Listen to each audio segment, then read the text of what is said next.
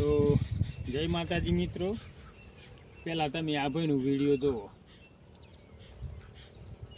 ઘઉંના પાકમાં ખાતર વ્યવસ્થા કેવી રીતે કરવી, કયું ખાતર કેટલી માત્રામાં અને ક્યારે આપવું તેના વિશે આપણે જાણીશું. તો ચેનલને ફોલો અને સબસ્ક્રાઇબ કરી લેજો, જેથી માહિતી તમને સમયસર મળે.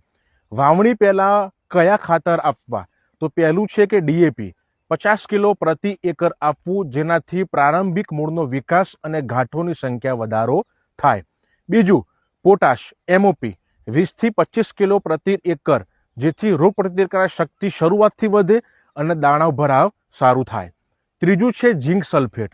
ઘઉંના પાકમાં ઝીંક અને સલ્ફરની ઉણપ વધુ જોવા મળે છે, જેના કારણે પાક પીળો પડે છે અને ફૂટ ઓછી થાય છે. તો 10 થી 15 કિલો એકર આપવું, જેથી છોડનો રંગ પીળો ના બને અને છોડનો વિકાસ સારો થાય. આ બધા ખાતર જમીનમાં ભેળવી પછી વાવણી કરો. હવે યુરિયા. તો યુરિયા કેવી રીતે આપવું? ઘઉંમાં સૌથી મોટી ભૂલ થાય છે કે યુરિયા આપણે એકસાથે આપી દઈએ છીએ, પણ ખેડૂત મિત્રો આમ ના કરવું જોઈએ, કારણ કે છોડ વધારે ઊંચો અને દાણા હળવા બને છે. જેથી યુરિયા હંમેશા આપણે હપ્તામાં આપવું જોઈએ.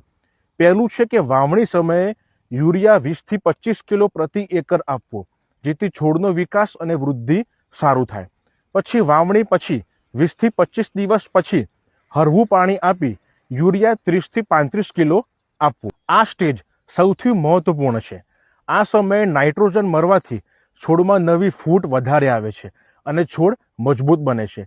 ત્રીજું છે દાણા ભરવાની શરૂઆત થાય ત્યારે 55 થી 60 દિવસે યુરિયા 15 થી 20 કિલો આપવું, જેથી આ સમયે નાઇટ્રોજન મળવાથી છોડની ઊંચાઈ અને મજબૂતી વધે છે અને દાણા ભરવાની પ્રક્રિયા માટે છોડને તાકાત મળે છે. ખેડૂત મિત્રો, યુરિયા હંમેશા જમીનમાં ભેજ હોય ત્યારે અથવા પિયત આપ્યા બાદ આપવું. જો પાક ઉગ્યા પછી છોડ પીળો દેખાય અને ઝીંકની ઉણપ જણાય તો 15 લીટર પંપમાં 40 થી 50 ગ્રામ ચિલેટેડ ઝીંક ભેળવી છંટકાવ કરી શકાય છે.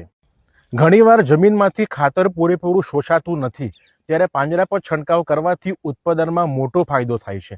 જેમાં 50 થી 55 દિવસ પર છંટકાવમાં 05234 વોટર સોલ્યુબલ ખાતરનો અને બોરોનનો સ્પ્રે આપી શકાય છે, અને 70 થી 75 દિવસ પર છંટકાવમાં 0050 ખાતરનો સ્પ્રે આપવાથી દાણાનું વજન વધે છે અને દાણા ચમકદાર બને છે.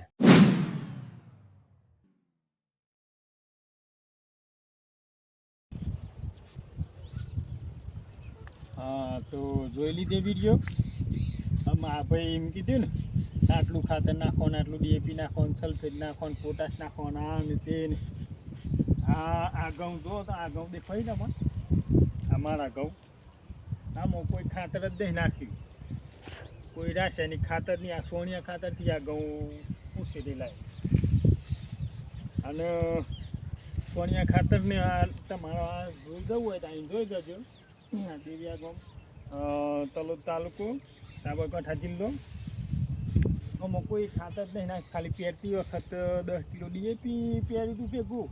એ ઘઉં નતા પોકેવા, અને ખાલી એક વખત એરિયા જ નાખ્યું હતું, ખાલી 10 કિલો, વધારે નહીં. એ નાખવાની ગણતરી નથી, અને મારા ભાઈબંધો કે કરતા હતા ને, એટલે હું થોડુંક ખાતર નાખી દઉં. આ વગર ખાતર એ જો આ ઘઉં નહીં જોરદાર ગમે, એટલે ખોટા ખાલી ખોટા લોકોના વાદે સરીને આપણી જમીન બગાડવાની નહીં અને ખોટા ખર્ચા કરવાના નહીં. બહુ કરતો 2 પોસ મને ઓછું પાક વીઘામ, પણ એટલો ખર્ચો તો ના થાય ને. તમે ખર્ચો કરો એના કરતાં તો પેલું વધારે પાક, ખર્ચામાં જ બધું જતું રહે.